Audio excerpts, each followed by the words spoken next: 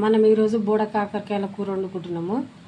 ఇవి ఎట్లా వండుకోవాలో చూపిస్తా. ఇది మొత్తం ముళ్ళు ఉంది కదా, ఈ ముళ్ళు అంతా పొట్టు తీసుకొని కోసి ఉడకబెట్టుకోవాలి. వండుకునే విధానం ఎట్లనో చూపిస్తా. ఇప్పుడు ఇవి ఇట్లా పొట్టు ఉంది కదా, ఇట్లా పొట్టు తీసేసుకోవాలి. మీద తీసేసుకొని కట్ చేసుకొని దీంట్లో ఇత్తులు వస్తాయిగా, ఇత్తులు మొత్తం పక్కకు పెట్టుకోవాలి, తీసి ఉడకబెట్టుకోవాలి. కట్ చేసినాం కదా, ఇట్లా ఇత్తులు మొత్తం తీసేసుకొని ఇట్లా వాటర్ పోసుకొని ఉడకబెట్టుకోవాలి.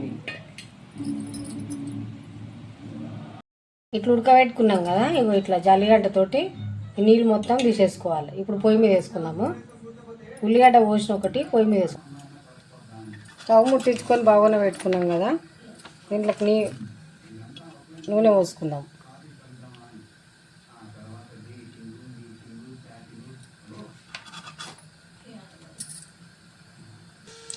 ఇప్పుడు ఉల్లిగడ్డ వేసుకుందాం.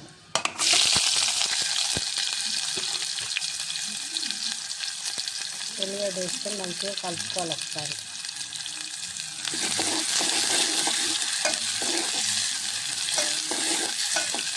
మంచిగా కలుపుకోవాలి. ఒక నిమిషం నూనెలో వేసుకుందాం.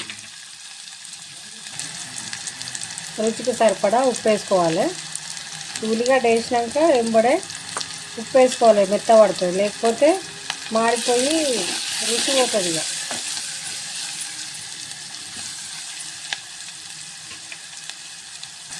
ఇప్పుడు మంచిగా ఉల్లిగడ్డ గోలింది కదా నూనెలా, ఇప్పుడు ఉడకబెట్టుకుని బోడ కాకరకాయలు వేసుకొని మంచిగా కలుపుకోవాలి.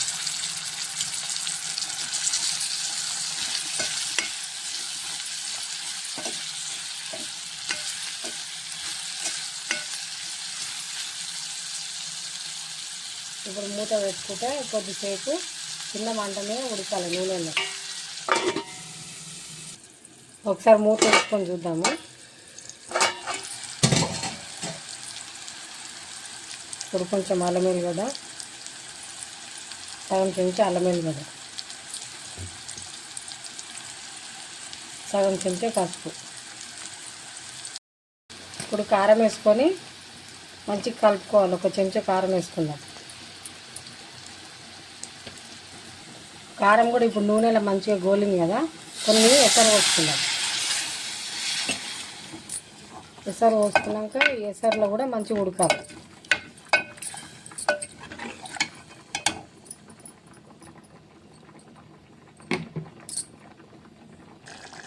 ఇప్పుడు మూత వేసుకుంటాం ఒకసారి.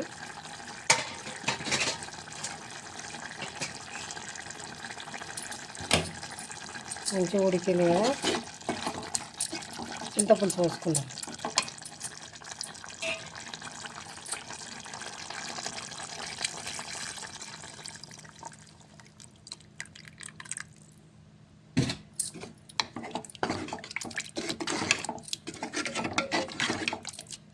ఇది కూడా ఒక 5 నిమిషాలు ఉంచుకుందాం.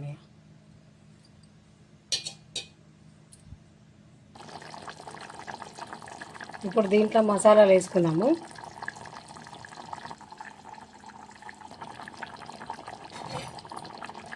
జీలకర్ర, మెంతులు, నువ్వులు.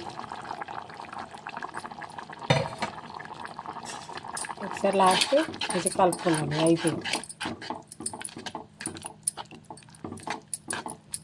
ఒక నిమిషం ఉంచుకొని దించేసుకుందాం.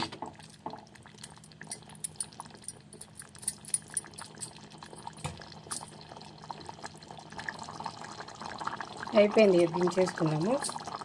ఇంతే, నేను చెప్పిన విధంగా వేసుకొని చాలా బాగుంటుంది.